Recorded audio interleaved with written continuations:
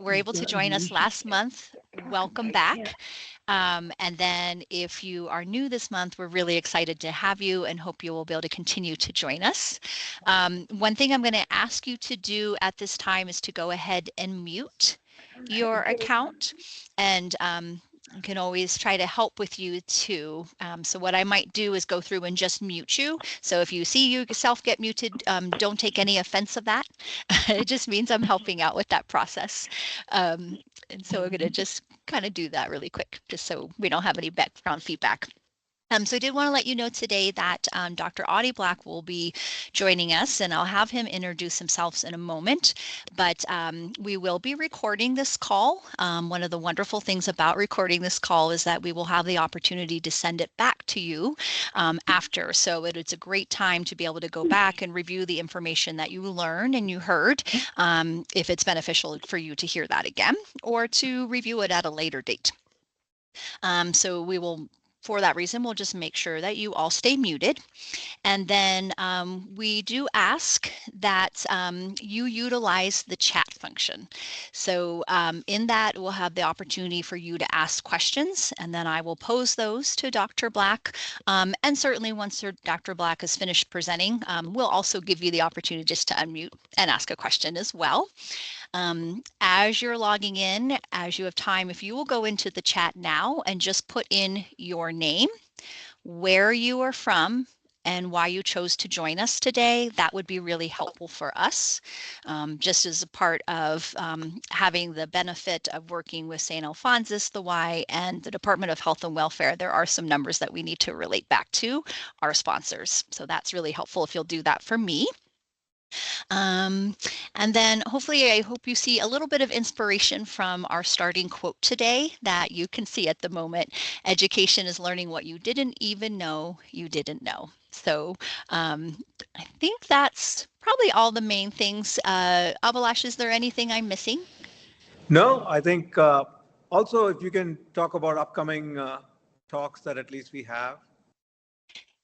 Yeah, and if it's okay, Abhilash, I'll do that at the very end. Perfect. Yeah, okay. And then Dr. Black, I'm going to ask, would you prefer for me to pull up the slides for you, or would you prefer to pull them up yourself and navigate? We can do either way. What? If you don't mind, why don't I pull them up, and then that way I can hit the key, and just give me 2 seconds here. No worries. Great. And then, Mary, I'm going to share my screen. Okay. Are you able to, can I take control there? Yep, you should be able to just take it. Perfect. Does that show up for everyone? Wonderful. Well, first of all, thank you so much for having me here. And I just want to say thank you to Mary and Abhilash and to the Project Hope sponsors for making this education available to our communities. This is one of the things I just love about our community, our tribe. I'm an Idaho native, born and raised here, and providing this type of education to our home communities is just one of my main passions. And so thank you for the warm invite. Today, I really wanted to, I know this is only the second one in the series, I really wanted to talk about empowering people who are living with dementia and their caregivers to thrive. And this is going to obviously be a theme throughout the whole series of these talks, but today we'll focus in on a couple areas that hopefully you can take away some key action steps today. Just a quick note, I know we have several physicians on the call and other healthcare professionals. This talk is geared towards persons living with dementia and their caregivers, but if you can take away something on the back end to help your patients, that's wonderful, and always available to jump on a call and consult as needed. So first of all, I just want to quickly go over the fact that when we talk about the word dementia, dementia is just an umbrella term. It's a generic term that means there have been progressive changes in thinking, behavior, and often emotional functioning. And then there can be changes in other areas like motor functioning, what we call autonomic functioning, which is the natural things your body normally does without you thinking, like breathing and heart rate and digestion. Dementia can affect all of these areas, but dementia is just a generic term. There are actually many different kinds of dementia. And so The analogy I use a lot with my patients, it's like saying to someone, I drive a car. It's a generic term. The next question someone's going to ask is, well, what kind of car do you have, right? And that's the same thing with dementia. Dementia is like a car, and then the specific type would be kind of like a brand, so to speak. And why do we care about this? Well, because different types of dementia have, one, different presentations, and they affect the brain differently, but they also have really different outcomes. And so understanding kind of what type of dementia we're talking about can be useful. Now, for today's talk, we're not going to go into a lot of detail on these different types, although if that's ever an area of interest, obviously, Dr. Desai or Dr. Kuntz or Dr. Melchiori, any of them could go into more detail, or I'd be happy to come back. But just for the purpose of today, I just wanted to kind of share some of the most common types of dementia that are here in the US. And by far and away, the most common type is Alzheimer's disease. The exact prevalence rate depends on kind of what study we're looking at and how they assess it. But more or less, the majority of the cases are Alzheimer's disease, which we've all heard, or Alzheimer's dementia. And then we have vascular dementia, which is when there's changes in the blood vessels of the brain, either through a big stroke, or we can have changes in the small blood vessels of the brain over time, which can change thinking.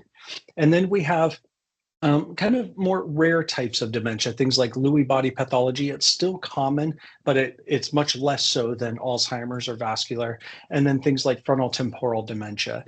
And that one might resonate for some of you if you recall, like Bruce Willis, for instance. He has a type of frontal temporal dementia that is primarily taking away speech over time.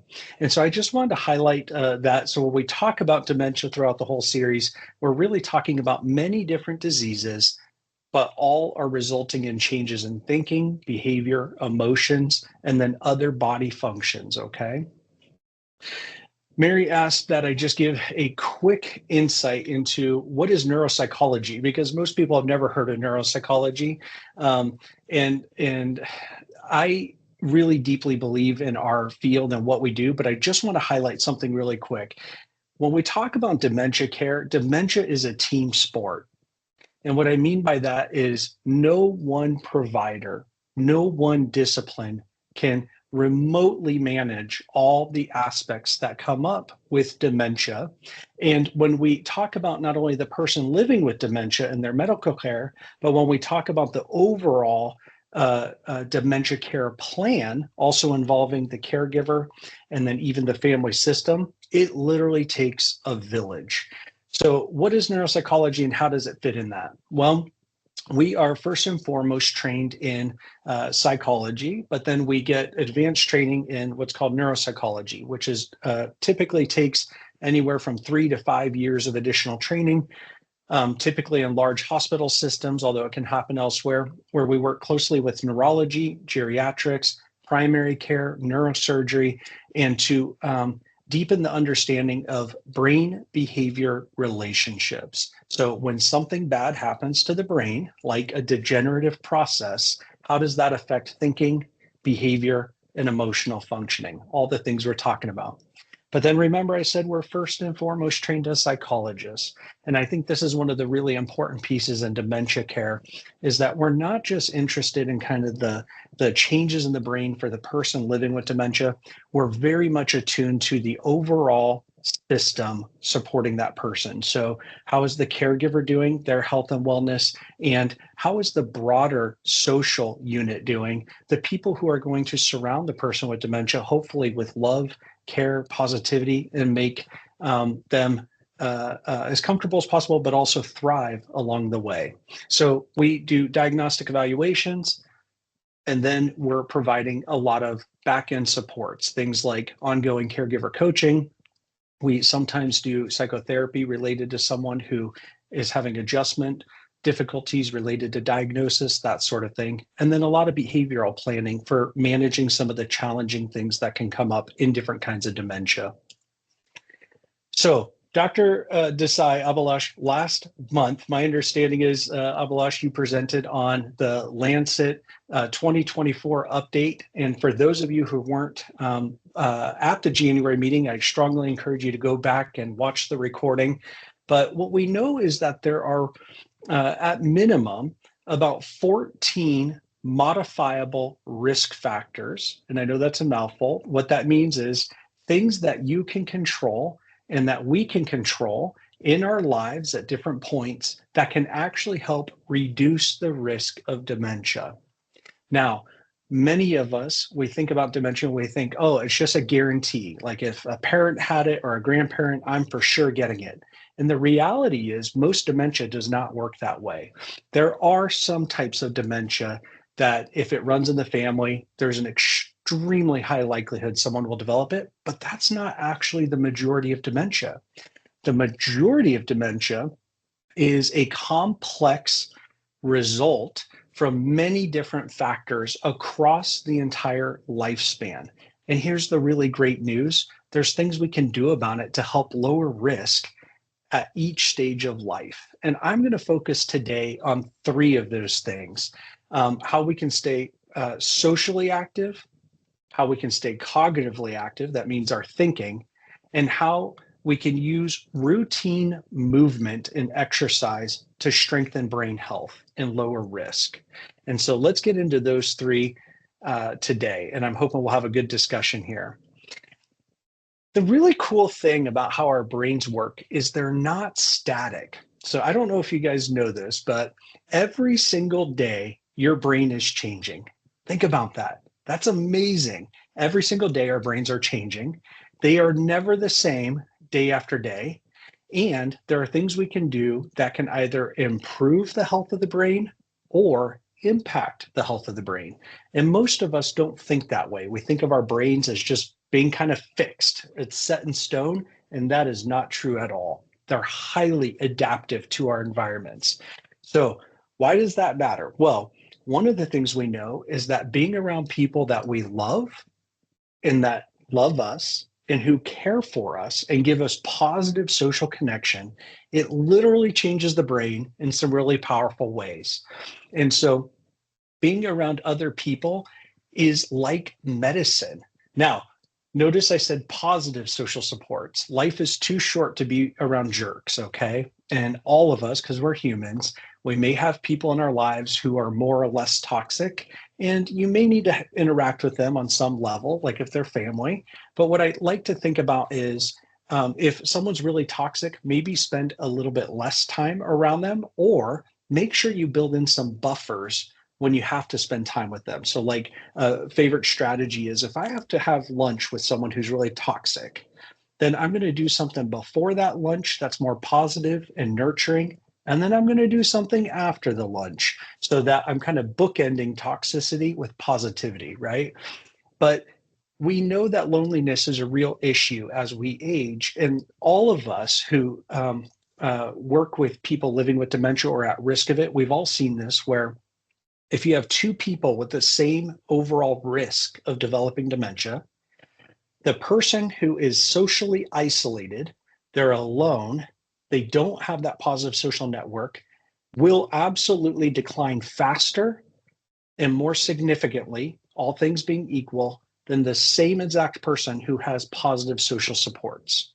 It really matters. And so one of the things that happens, though, is when someone starts developing cognitive change is that we often start pulling back and socially withdrawing. This is a number 1 topic that comes up with a lot of my patients where the person might be embarrassed about the memory loss, or they might be concerned that they'll be in a high stakes social situation and they won't be able to remember someone's name or what they talked about.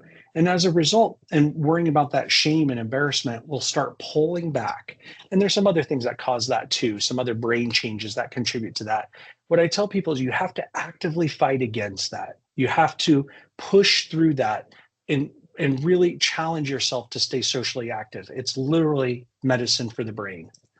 The next one is staying cognitively active. So what do we mean by cognitively active? What does that mean? And people will often tell me, yeah, I read books or I watch TV. And I say, that's great. What are you doing? What are you learning? Because what happens is we usually, as we get older, it's a natural aging process. We start doing the same thing, the same way, the same time, every time. We develop deep rutted habits. Well, the thing is, if we're doing the same thing, the same way, the same time, the same everything, every time, we're actually not challenging our brain to grow and to form new connections. And so we need to challenge the brain to think differently. And it actually helps keep it healthy.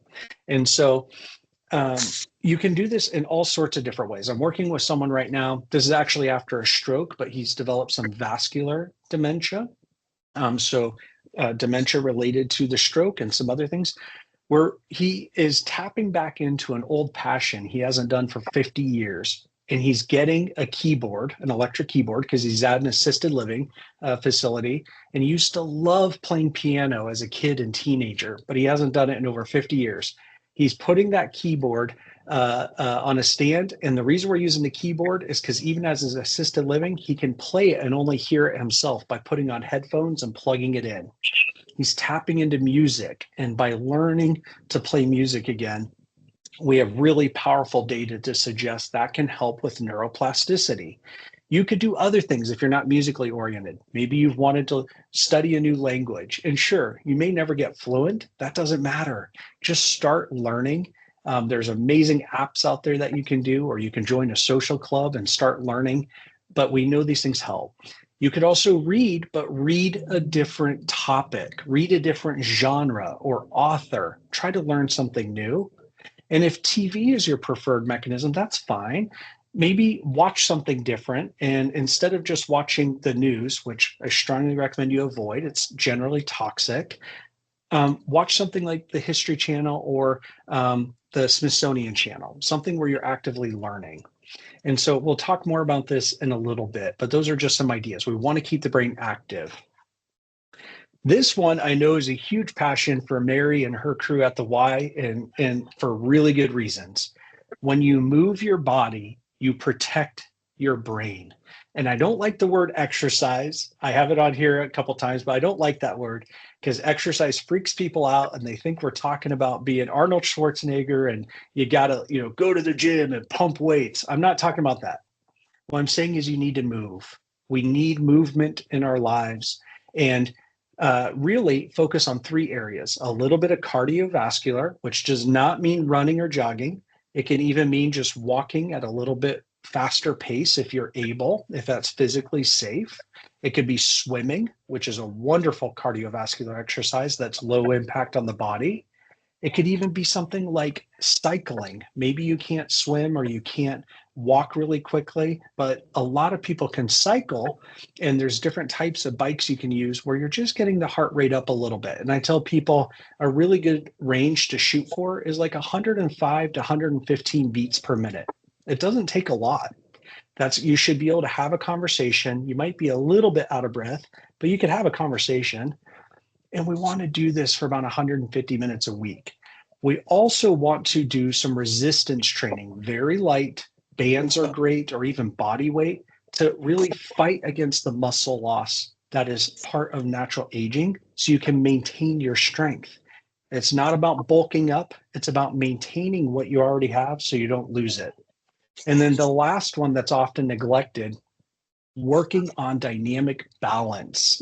And there's some really simple body weight balance exercises you can do to improve your overall coordination and balance, which reduces things like fall risk when we're walking up and down curbs off the sidewalk, or if we're on uneven ground, or if it's slippery. You need balance to prevent falls, right? But movement is medicine.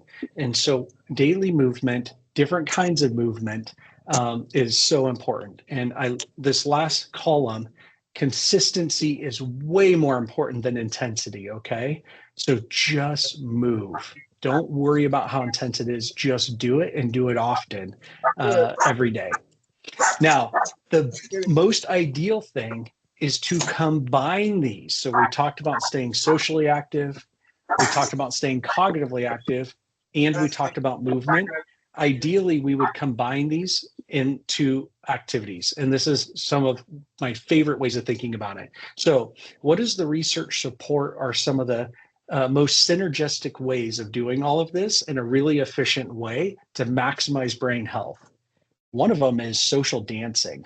And you don't have to, by the way, when I talk about dancing, I blush a little bit because I am a terrible dancer. Like I am a horrible, horrible dancer. And you know what though? I'm going to do it as I age because dang it, we know it's good for us. But social dancing, go to a dance hall. If you like line dancing, go line dancing. There's several of them.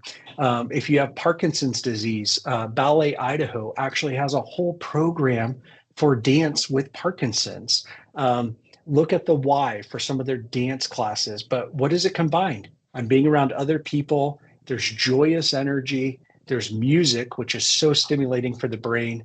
And I'm moving in a synchronized way with timing where I have to be thoughtful. Social dance is awesome.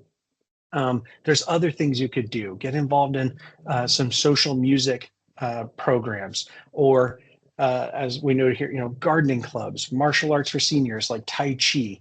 But regardless, think about how can I combine at least two of these three areas: social activity, thinking activity, and body movement. How can I combine at least two of those three when I choose something? And that will give you some of the highest yields. And if you can combine all three, bonus points to you. So totally overwhelming if you're not doing any of this. Let's just make it super simple. There's really just 3 steps, okay? First, pick one thing you want to do and just start. Don't overthink it. What I really recommend, this is me putting my psychologist hat on, is listen to that inner voice. And it's often a younger voice. It's a part of us that's always been a part of us, but maybe we haven't honored it. Maybe we haven't nurtured it.